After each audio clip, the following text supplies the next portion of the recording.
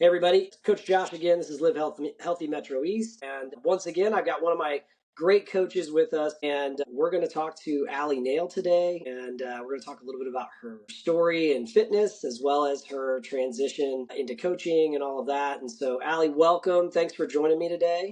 Yeah, thank you. Thanks for having me on. Yeah, and Ali started with us as a member and then transitioned as a coach. Has it been 3 years now coaching, or 2.5? Where are we at on that? Started in June of 2021, so it's been a little over 3 years now.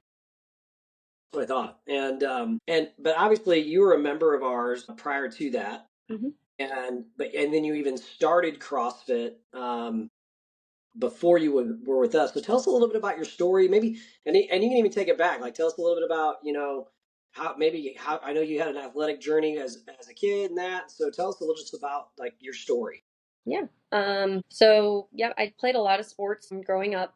I think I played probably softball, volleyball, soccer, basketball, horse riding from kindergarten through sixth, eighth grade. And then in high school, I dropped just to basketball and soccer. But by sophomore year, that became just soccer. I didn't love 5:30 a.m. basketball practices. It wasn't my favorite doing suicide runs that early in the morning. So I went with just soccer after that and did that through my senior year. And then I did not play any sports in college. So I switched to some different extracurriculars in college. It was, I think, so as a kid, even though I played all those sports and I was a decent athlete, and I felt, that I had some good skills. And I was a very competitive person. I was not always a very confident person. I was also, I think Coach Craig, talked about how he was a little bit overweight as a child. I was definitely in that same boat. Most of my like grade school years, high school, all of those extra two-a-days kind of helped with getting into a little bit better shape. But then once I quit sports in college, everything kind of just started piling back on. Hmm. I think my junior year of college, I didn't really do much. Maybe between senior year to junior year of college, I was not a very active person, pretty unhealthy as far as my diet, my choices. So junior year of college, I wanted to get in shape for my brother's wedding, and so I was going to be a bridesmaid. So I started walking, and changing my diet was really all I started doing at first. And then once I saw some success and some weight started to come off, I started kind of getting into some running, but it was like walk 10 minutes, run 10 minutes, walk 10 or something even smaller than that at the beginning, probably. And I had my best friend who helped me kind of do that. And then we got into some core work, but I never was doing any strength training at all.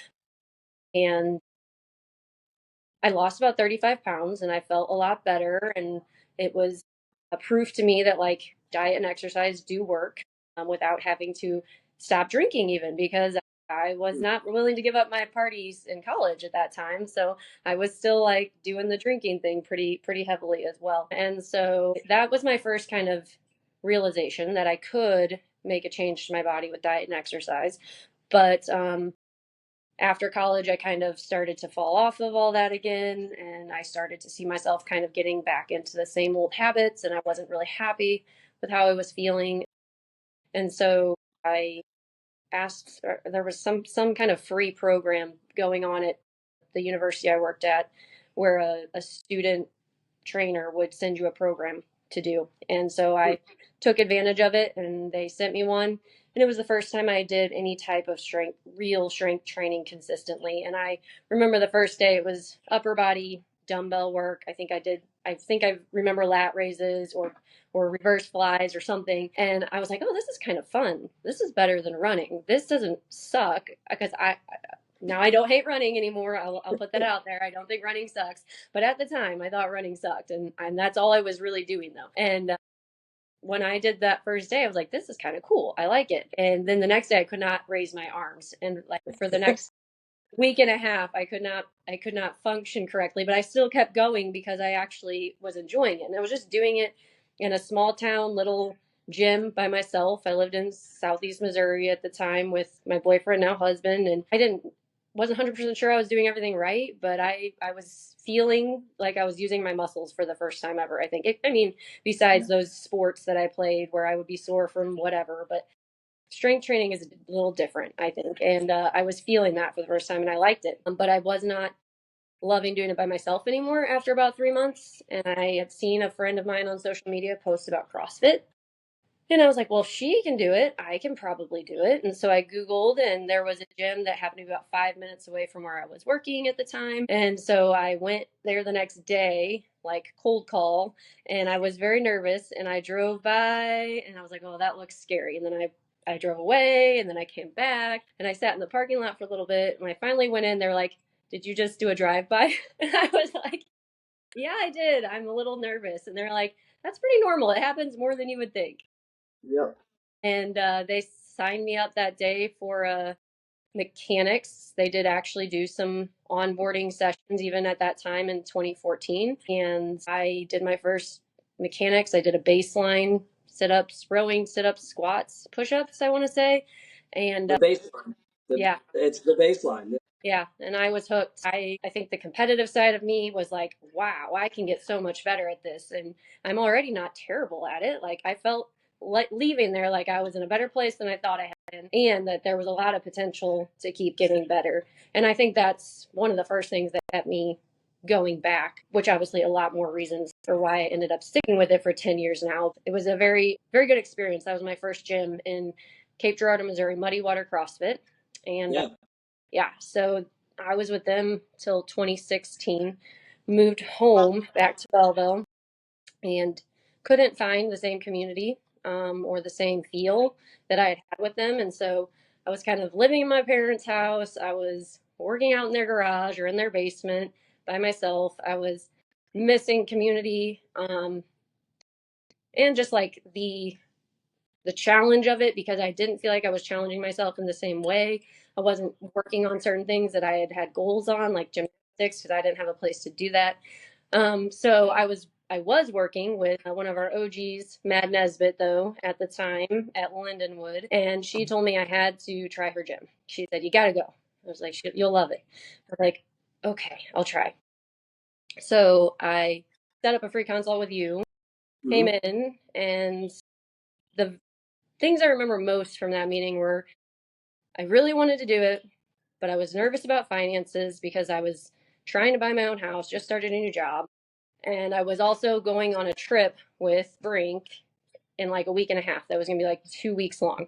So I was like, this isn't the right time to start. I don't know if I can do it financially. And I remember when I said, I don't know if I can do it financially, you were like, okay, but I want you to look at it as an investment in yourself. Like, you're here for a reason. Are you willing to spend the money to make this the solution? And then when I was like, would I leave in 7 days for 2 weeks? Maybe I should just wait. And you were like, or you could start now and get a couple sessions in before you go, kind of have some momentum. And I was like, man, this guy's a good salesman. Yeah, I am, man. I'm proud of me. But then now seeing like being on the other end of those talks, I know that you weren't just trying to sell me and just trying to make a sale, right? You know that if people wait, it usually means they never start. And you know that if people make money, their reason for not doing it, it's always going to be their reason for not doing it. And I know that now. And I also know that I'm probably saving myself a lot of money by investing in my health ahead of time at this point. And I see all that now, but sitting there then, I'm glad that you were a good salesperson and you kept me from sabotaging myself. So yeah, I signed up that night. I can't remember if I did onboarding or not because I had experience as a Yeah. CrossFit. I maybe did one session with you, We maybe. might have done a couple of sessions typically is what we Yeah. Yeah, I can't remember that for sure, but I know that once I was in classes, like I went and looked at it yesterday. I knew I had made a post at some time very shortly after I started, and on November 10th, so I started September 29th with you guys of 2017. November 10th, I made a post saying I went to CrossFit for 5 days in a row for the first time since I moved back to Belleville. And I was like, I finally found my gym. So, Well, I love that. I appreciate you sharing that because man, thinking back to all of that, like I think about that because you have these conversations with people now around getting started, right? And you're getting a little emotional here, but the reason you're getting a little emotional is because you know the impact that that decision made on your life on the last 7 years, right? It's powerful stuff. And I know that like we sit across the room from people and we talk through these things. And one, you mentioned how how nervous you were the first time you walked into Muddy Water, right? And like, or just like checking it out, right? And we talked about this with Donella last week, and we talked about, man, that the heaviest weight in the gym is the front door. And so, like, taking that step to even just start this process for yourself and the vulnerability that demands, and then finding a community like you did at Muddy Water, and then, moving and relocating, and then trying to find that community again, because there is this sense of like, sure, you have goals and you have this like these aspirations, but you also need to have that piece of connection there and this community that you can feel a part of. On the other side of that table, obviously, like we could look at it as handling objections, right? But ultimately, like I know that I knew you wanted to do it. The other thing that I knew is I knew you were a good fit, and I knew that we could help you with all of those things. And you know, you're right. Like we talk about this all the time, like the be back bus, right? Like, well, I've got this trip, so I'm going to start in a couple weeks, or I'm going to start in a few weeks. Well, the problem is like life gets in the way. And the other piece too is like the whole finances thing. Like, yeah, I mean, finances are a part of a conversation with folks, right? But it's ultimately about like we're all spending the money anyways.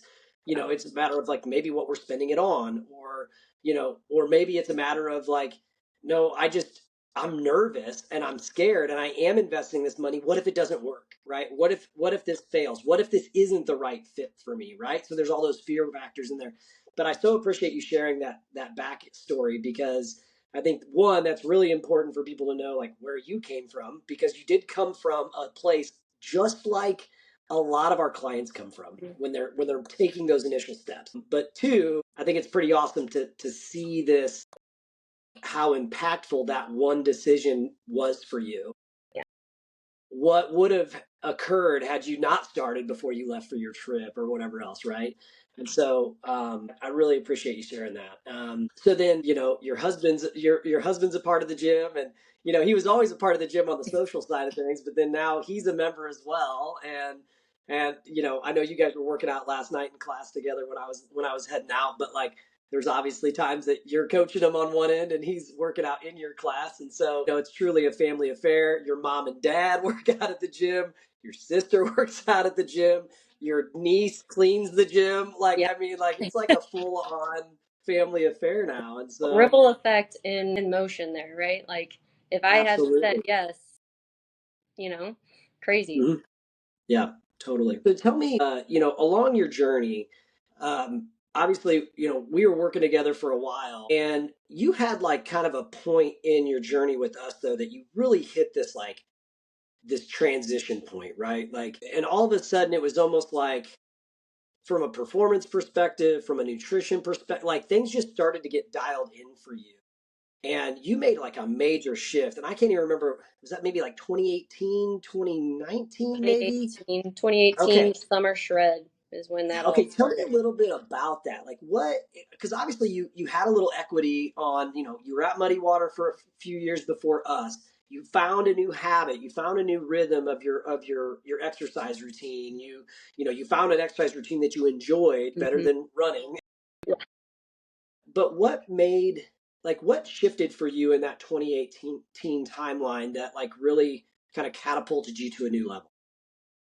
So I think honestly it all started with the shred that year. So we do a summer shred, but summer shred program. Usually, I think at that time it was 7 weeks long, and it started in April. And Matt and I decided we would do it together. I mean, there were other members doing it as well, but Matt and I were going to do it together, and we did it. And I think the first day of that, we all had like an in-person launch, and we got meal plans, and we got info on how to do macros and how to track your food in MyFitnessPal. And I can remember a conversation at Muddy Water with one of the coaches trying to explain to me how you track your protein, but foods that are higher in the fat that have protein don't really count. And I was like, none of this makes any sense to me. I'm never doing this.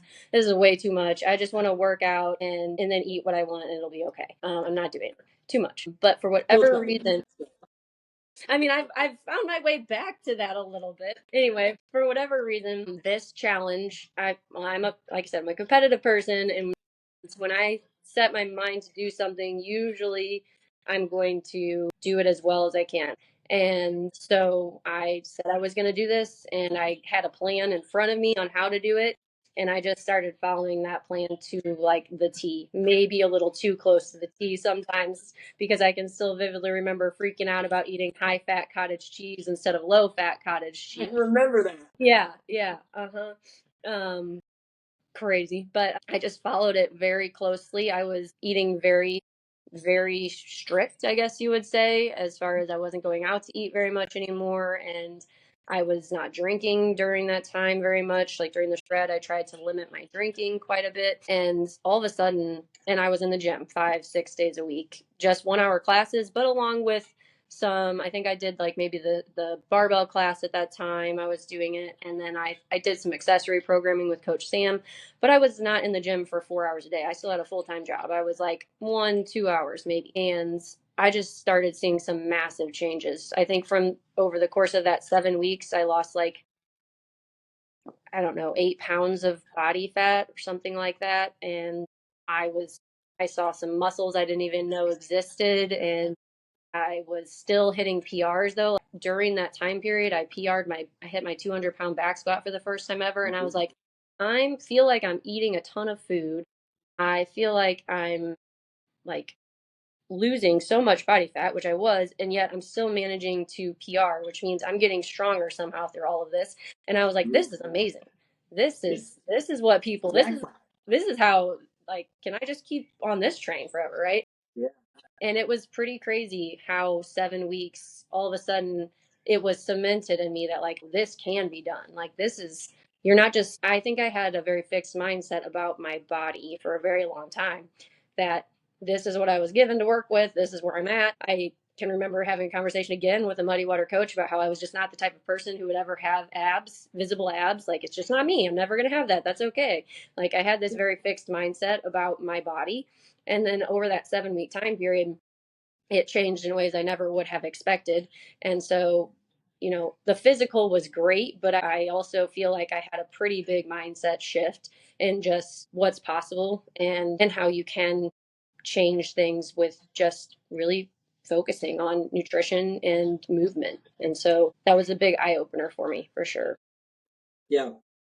Yeah, I remember kind of that transition that happened, and yeah, back then we were doing. I think we had a little bit of accessory workouts, that you could do with the shred stuff, but it was primarily like just a ton of nutrition focus, right? Now you mentioned like I followed this nutrition plan to the T, all right, and we've had those conversations a little bit around like, hey, this also has to be productive within your life. And obviously that 6 years later you are a nutrition coach for us. And we don't really do meal plans anymore, right? Like we don't provide somebody those meal plans. How is your mindset around? Obviously, you knew, hey, nutrition is extremely important for what we want to do, and we are truly limited by like how we really want to fuel our body, how we want to exercise, that sort of stuff, right? So you shifted that mindset. How has your mindset shifted now around like looking back at Allie in 2018 and how she ate and how she followed a meal plan and that, and then Allie now, how has your mindset changed or in regards to nutrition, or what stayed the same? Yeah. Where is that? I often tell clients that macro counting and tracking your food can be a very useful tool, and that I think anybody should maybe do it for at least a week just to understand what their intake truly is and then how to adjust that intake to meet their goals. But that doing it every time you sit down to a meal and doing it every time you grabbing something from a restaurant with your husband and wait and not eating your food, you're not finishing your food for 40 minutes after your husband does because you had to input everything into my fitness pal 100% accurate first is Oh not gosh, think about that. Well, plus he eats so fast that he'd be done then 20 minutes faster than me anyway. When you're sitting there putting everything in the app, he's always done faster than me. But it was not. So looking back, like I'm still happy I did it because it changed my mindset the way it did. But I don't look back and think, oh, that was probably the healthiest way I could have done that. I was very OCD about it. Brink did a lot of our cooking, and I made him like measure things out specifically for me. I made him do things that, like, thank God for Brink. Like Yeah, he never complained. he's a great guy. Yeah, yeah, he is. I was just very, very strict. Like so strict that I'm sure my family got annoyed with me, like at family events. Like I would bring my own stuff, or I would stress out about if I didn't bring my own stuff and I was eating off of what I thought I should be eating. And now I knew that, like, I just need to get my protein. I need to make sure I get protein. But in my mind, I needed to do it very regimented. And now I'm much more of the mindset that we need to make sure we're getting a fruit and vegetable every time we eat. We need to make sure we're getting at least 20 to 30 grams of protein every time we eat. We need some type of healthy fat. We need to make a balanced plate when we sit down to eat. Do we need to know exactly to the gram how much of each of those things is on our plate? Probably not. For most people, if you can say every time I sit down to eat, half of my plate is fruit and veggies, a quarter of it is protein, a quarter of it is a starchy carb, and I've got some fat on there somewhere, then you're going to see results from that, and probably pretty good results, because most people aren't honestly Yeah. already doing that, right? So I've let myself kind of get into that arena more as well, instead of feeling like I have to track. Honestly, I haven't used my fitness pal in probably over a year now. And a part of me says, you could be, this is me, right? This is still my brain. Part of me is like, oh, you could probably be doing this, and this better if you were tracking your food more consistently or at all. And a part of me is like, but I've spent the last year and a half eating healthily, but not obsessing over food and not obsessing over, you know, the tracking and having that be like a second job. And it's actually probably been more like 2 years. And that's worth it to me, I think. I feel like I find a much better balance in my nutrition than when I was so strict that everything had to be tracked to the T, right? And has your body metrics really changed that much? No, not drastically. Like this past summer, I upped my calories a lot intentionally, and I was tracking a little bit for a short time period in there to make sure I was eating that amount of food. My goal was to put on some muscle mass. I put on a little muscle mass. I put on a little body fat, but that's because I intentionally upped my calories, not because I stopped tracking. Right. So no, I'd say my muscle mass has definitely not declined. If anything, it's a little bit higher, and that's my biggest factor that I pay attention to right now. Yeah, do I have a certain body fat that, like, oh, that would be ideal and maybe I'm a little bit over that right now? Yes, but also I enjoy Reese's Christmas trees, and I like not having to be kind of chained to my fitness pal. I think that that's not the most healthy way to see results. Yeah, and I appreciate you sharing that from a standpoint of like your transition and your evolution when it comes to how you approach your your nutrition. But I think one of the things that we should hit on though is this didn't get to happen until like this was after you spent a lot of time and a lot of energy really dialing in what was right for your body when it came to like having that macro education, having that meal plan type education, learning what proteins, fats, and carbohydrates can effectively do for your body and balancing them out to support your performance, support your weight loss goals or your muscle gain goals or whatever else, right?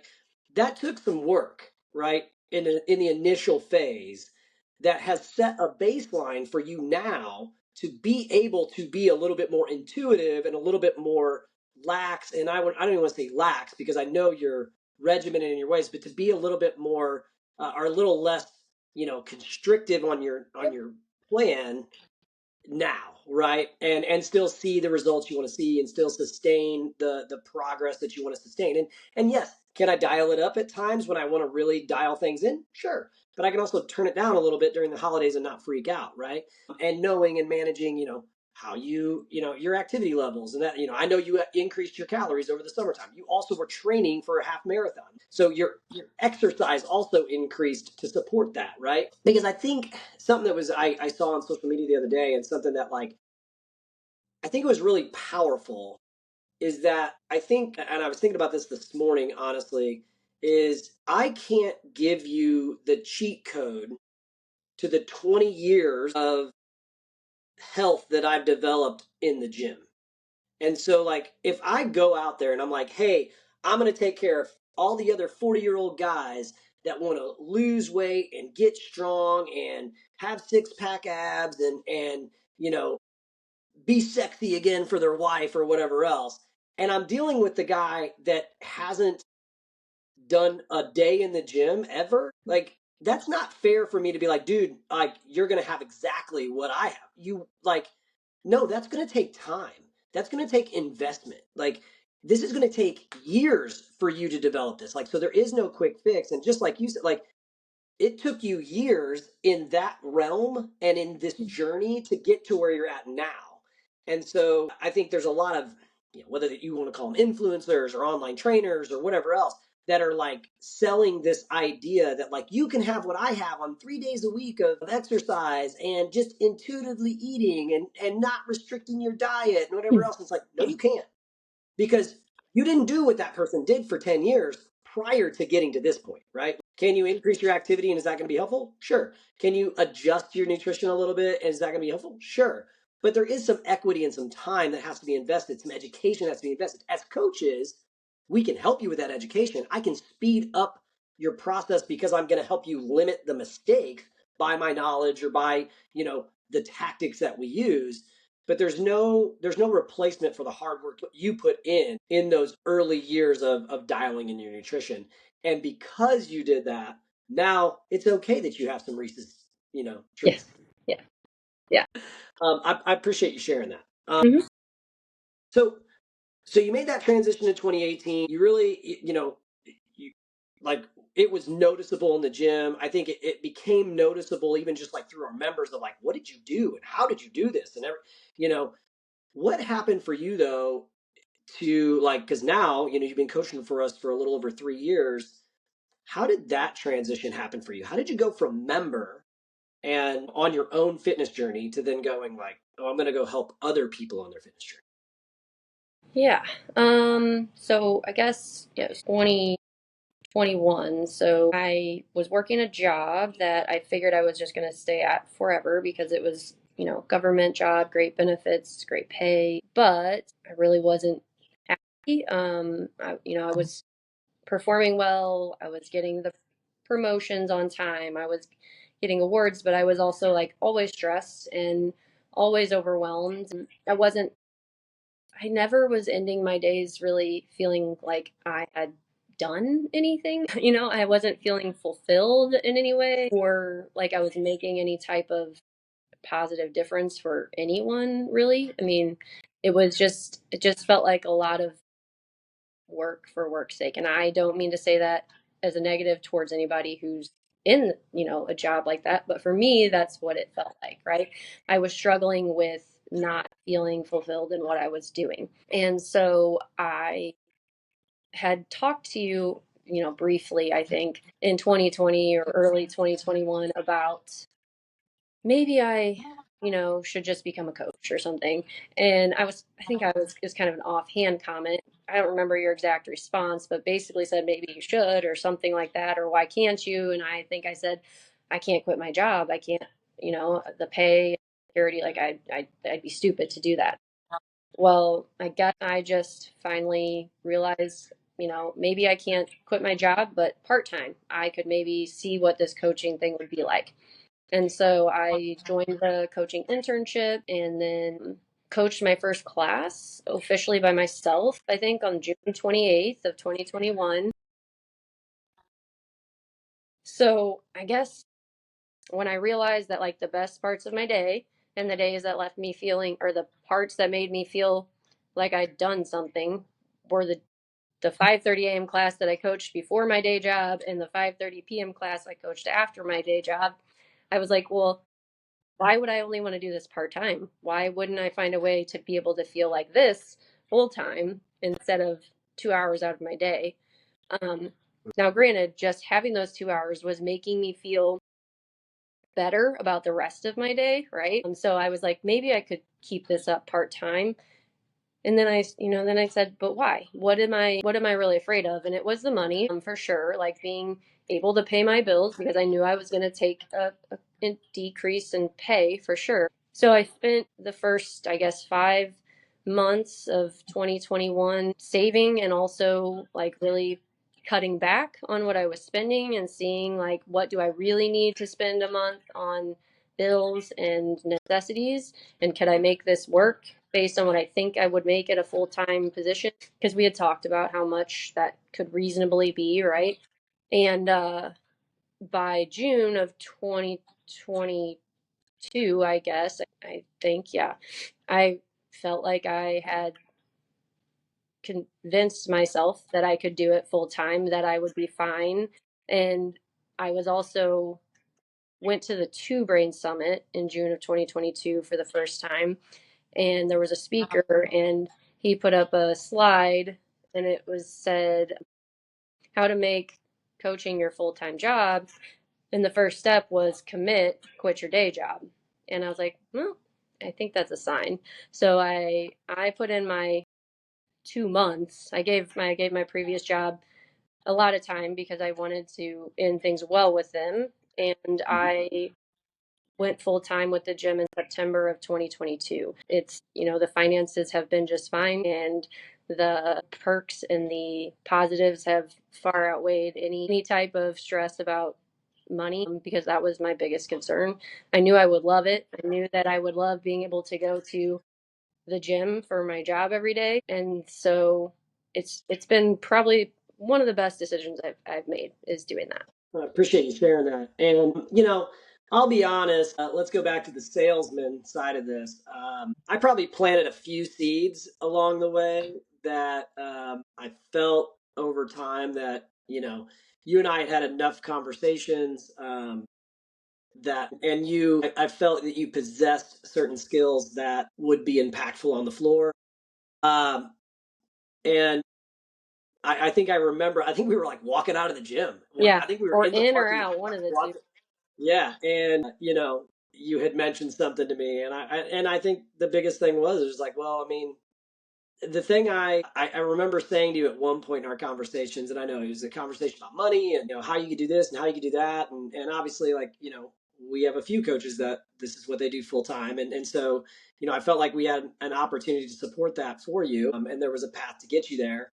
But I also said to you at one point, I don't know if you remember this, so what's the worst that can happen?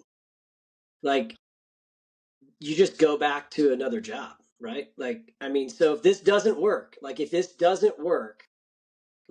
the worst thing that can happen is that you just go and get another Yeah. job, right? Like, and but and I know that's like easy to say, like I'm not the one, but I did the same thing. Like when I started my own gym, I just burned the ships, and I was like, well, what's the worst that can happen? Like, I'll just go work for another gym at some point. Like this is all I got. This is what I do. So I knew like what my path was going to be, and so it's like, well, if I fail at this, I guess I'll just go work for somebody else at a gym again, right?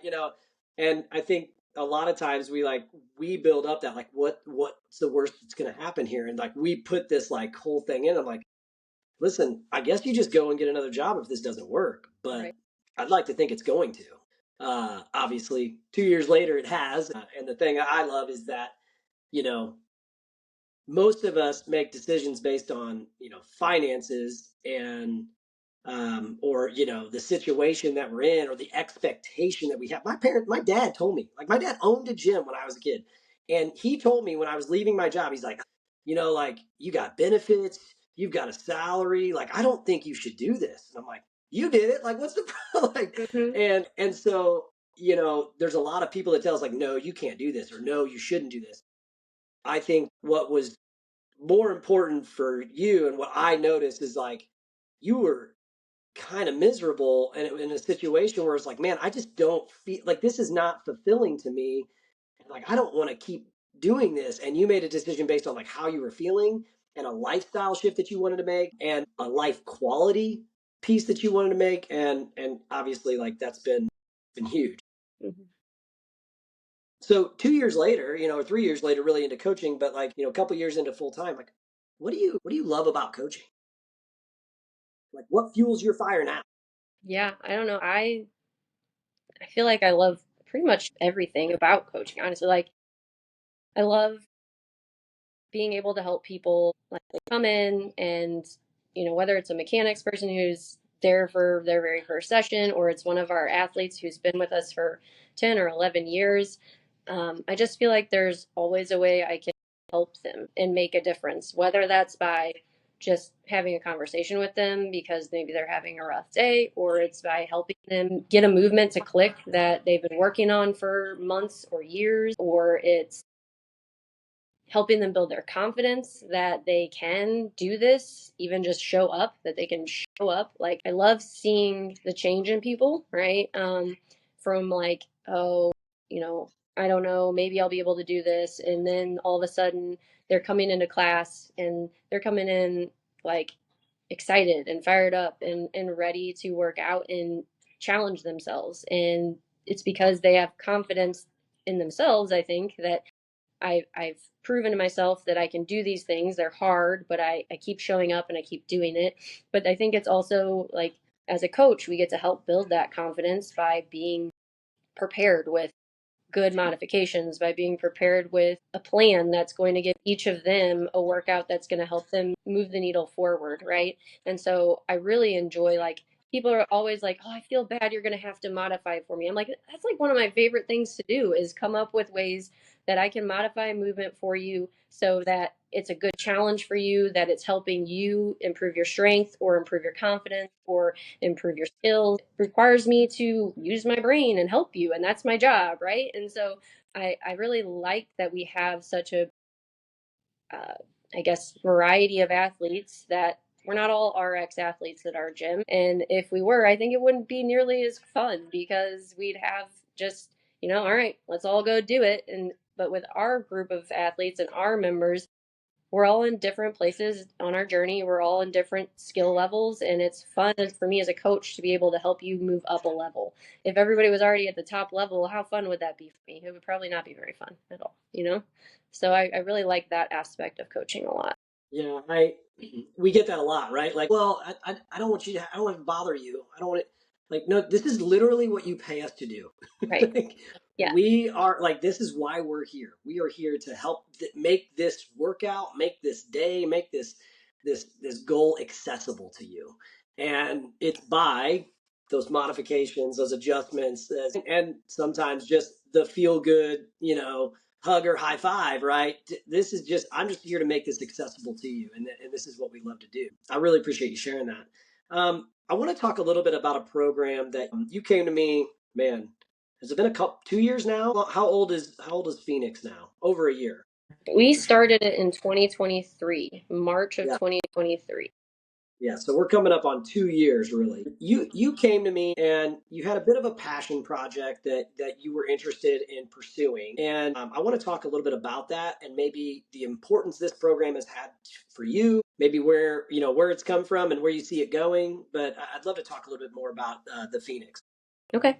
Let me preface by saying that I might get emotional again. So, the Phoenix is, well, for people who are listening who might not know, an organization. It's actually international, that the mission or the goal is to provide activities, healthy physical activities, or even just, sit down and meet for coffee type of thing, but healthy activities for people who are sober or in recovery or allies or supporters of those people. And so, the Phoenix has activities happening all over the place. And they affiliate with CrossFit gyms so that the gyms can host Phoenix CrossFit classes. So essentially, a Phoenix CrossFit class is, and all Phoenix events are completely free to anyone as long as you have 48 hours of continuous sobriety. And so when I learned about that, I am in January will be sober for 5 years, and sobriety has been a big game changer. If I thought like macros and nutrition were a big game changer in 2018, in 2020, sobriety was like, oh, it was life changing, right? And so, I there are a lot of resources for recovery and they're great, but not everybody recovers in the same way. And I wanted to provide an outlet for people who might need a place to go where they knew everybody was kind of on the same page as them, but that they could also push their recovery forward, right? So instead of maybe just knowing they're in the same place as people who are also in recovery, they're in the same place as people who are in recovery and they're doing something to improve their mental and physical health at the same time. And for me, being able to combine CrossFit with recovery and sobriety was like the coolest thing in the world. And so when I realized Phoenix was a thing, I I was like, well, I don't know if Josh will go for it because it's free. It's not really, not that I didn't, not that I think you're all about money, but I do realize that we are a business and we need to make money, right? Money's helpful. Yeah. So I was like, man, I don't know if he'll go for it because they're free and I don't know how that works logistically. And I brought it up to you and Millie, and you guys were just like on board from the beginning. And that was amazing. And I don't remember why I think we had some logistics we did have to work through. So we waited until March to start. But we've been holding a weekly Phoenix class every week since March of 2023. And it's I don't have exact numbers, but we have consistently, on average, 7 to 8 people in class, and it's not always the same 7 to 8 people. And we've seen a lot of new faces, and people come and go. But I think it's shown that it has a place and it's needed, and people value it. And so I'm really thankful, and I think we're the only place CrossFit gym in even Illinois or St. Louis who offers Phoenix CrossFit classes. Yeah, I feel like the last time when we talked with some, some numbers in that, this was last year. I mean, there wasn't anybody like south of Chicago essentially that was doing something like this. And I remember you telling me like you guys had some sort of like celebration with them talking about how consistent your attendance was. Was that like between your hikes? And we did some hikes for a while Yeah. during, we would do a Sunday hike and invite people out for those, and then obviously the in-person workouts at the gym. Like you guys have had a really consistent Hmm. program. Yeah. I think for for an area outside of like a major city, which yes, we're close to St. Louis, but even St. Louis just doesn't have a ton happening People yet. over there think we're in Egypt, so that Yeah, doesn't count. yeah, yeah. But it is, I think we have been doing really, really well with our consistency. And I think that's because in 2023, we did, Coach Alyssa and I we hosted a hike, a Phoenix hike every week. Every Sunday, we did a Phoenix hike. And then every Friday, we had a Phoenix CrossFit class and a couple other special events thrown in throughout the year. But that consistency really helped to build a pretty big Phoenix community in our area.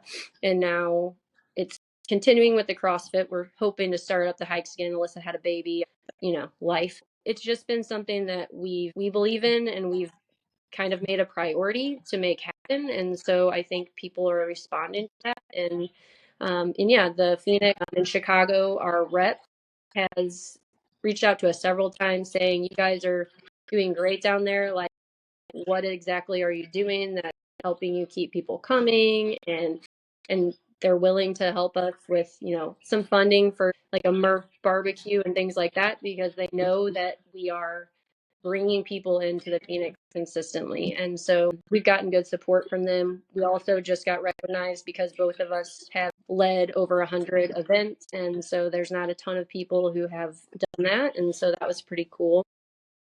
Yeah.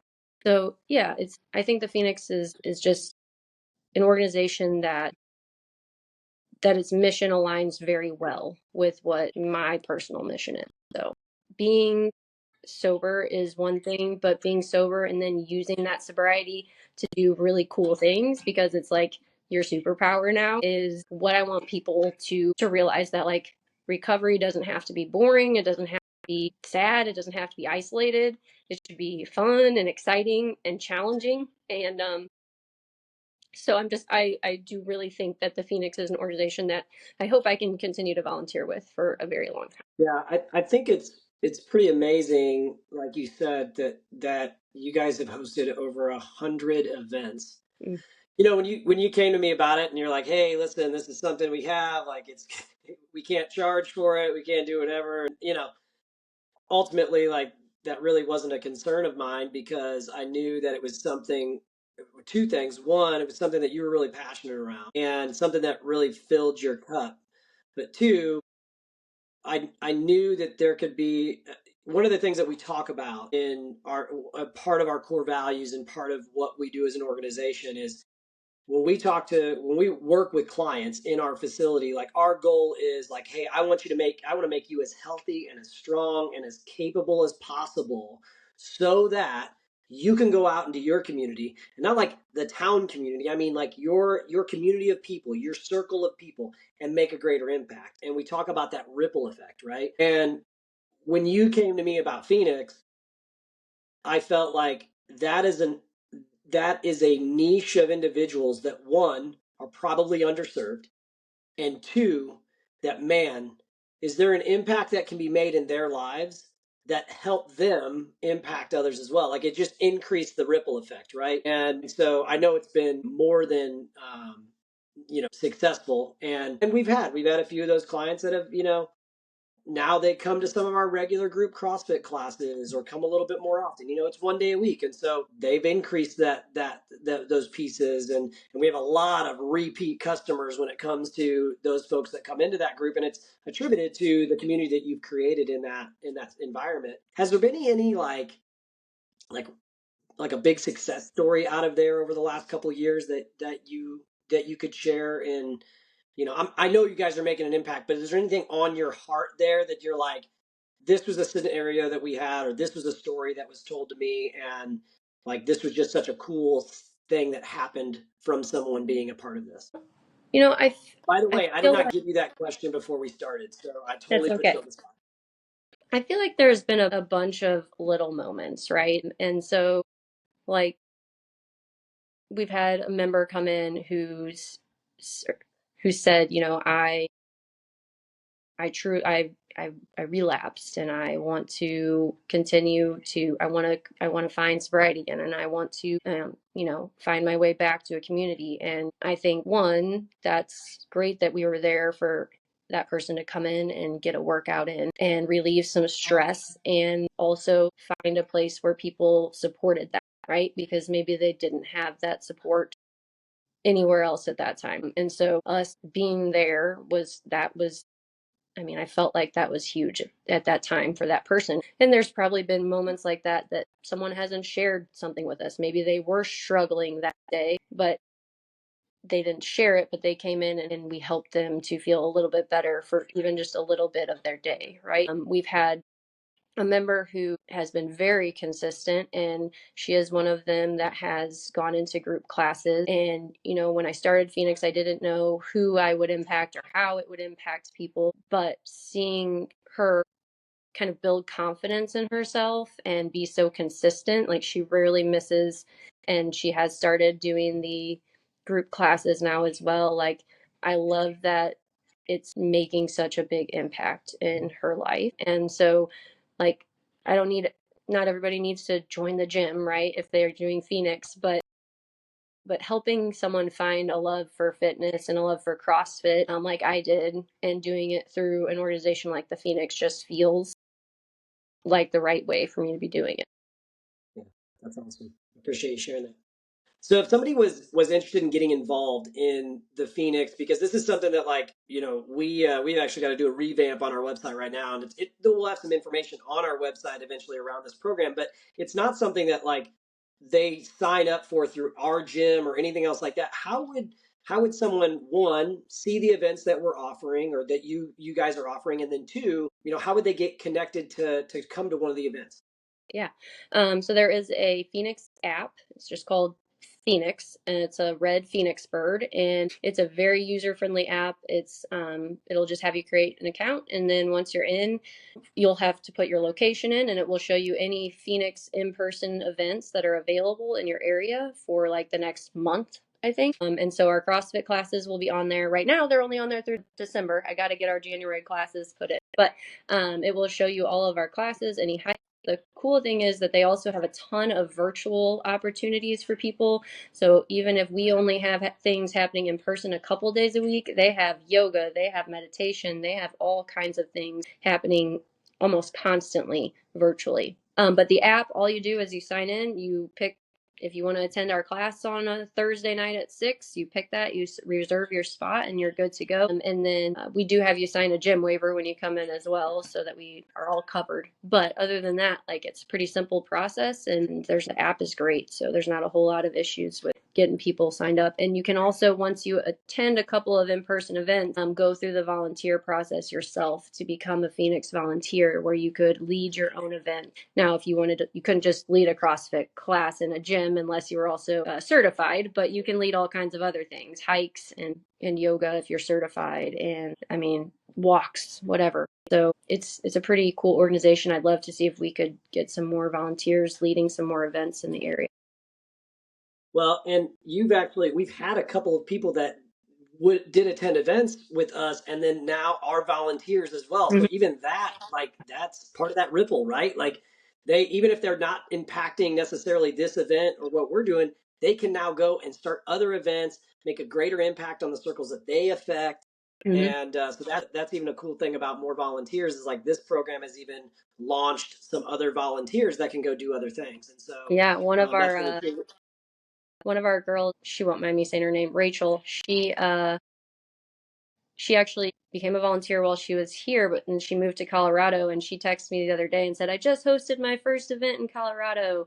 And I was like, "Man, that's amazing." So, yeah. Isn't it? Like, that's so cool. Well, we're gonna make sure in the show notes we're gonna drop the links to the Phoenix organization and a couple things there. And I know when you get on the site they have some links to the app and everything else. But it's Thursdays at 6 p.m. We know we talked about the hikes, and those aren't going on right now. But if those become something that we do in 2025, those will be on there as well.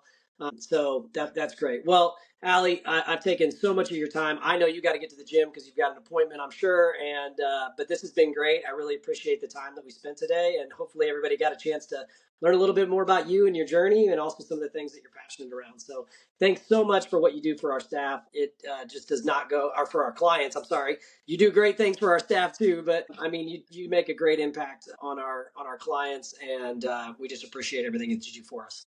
Of course. Thanks, Josh. I appreciate you having me on. All right, thanks. Have a great day. See you. Thank you. See ya.